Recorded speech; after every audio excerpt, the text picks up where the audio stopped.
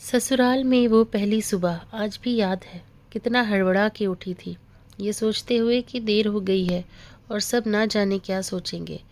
एक रात ही तो नए घर में काटी है और इतना बदलाव, जैसे आकाश में उड़ती चिड़िया को किसी ने सोने के मोतियों का लालच देकर पिंजरे में बंद कर दिया हो। शुरू के कुछ दिन तो यूं ही गुजर गए। हम घूमने बाहर चले गए।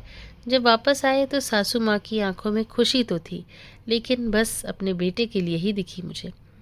सोचा शायद नया नया रिश्ता है, एक दूसरे को समझते देर लगेगी, लेकिन समय ने जल्दी एहसास करा दिया कि मैं यहाँ बहू हूँ। जैसे चाहूँ वैसे नहीं रह सकती। कुछ कायदा है, मर्यादा है जिनका पालन मुझे करना होगा। धीरे धीरे बात करना, धीरे से हंसना, सबके खाने के बाद खाना, ये सब आदतें तो जैसे अपने आप ही आ गईं।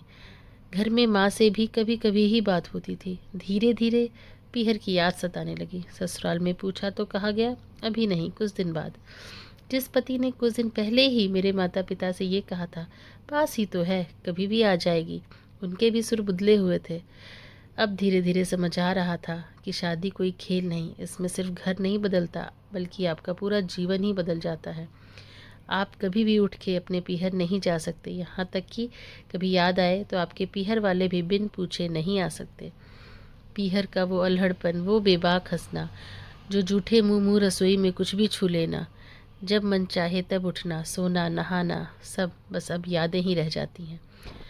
अब मुझे समझ आने लगा था कि क्यों विदाई के समय सब मुझे गले लगा कर रो रहे थे। असल में मुझसे दूर होने का एहसास तो उन्हें हो ही रहा था, लेकिन एक और बात थी जो उन्हें अंदर ही अंदर परेशान कर रही थी, कि जिस सच से उन्होंने मुझे इतने साल दूर रखा, अब वो मेरे सामने आ ही जाएगा।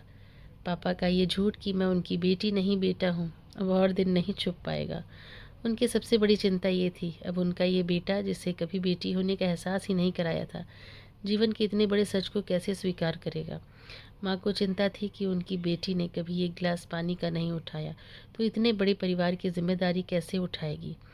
सब इस विदाई और मेरे पराये होने का मर्म जानते थे सिवाय मेरे, इसलिए सब ऐसे रो रहे थे जैसे मैं डोली में नहीं अर्थी में जा रही हूँ।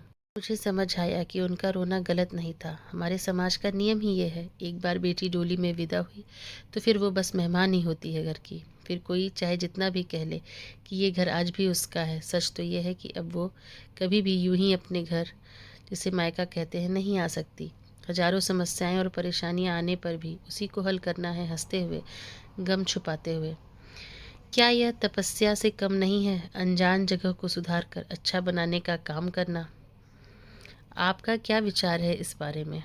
कमेंट करके ज़रूर बताएं, और वीडियो अच्छी लगी हो तो लाइक करें और चैनल को सब्सक्राइब करें। Thank you.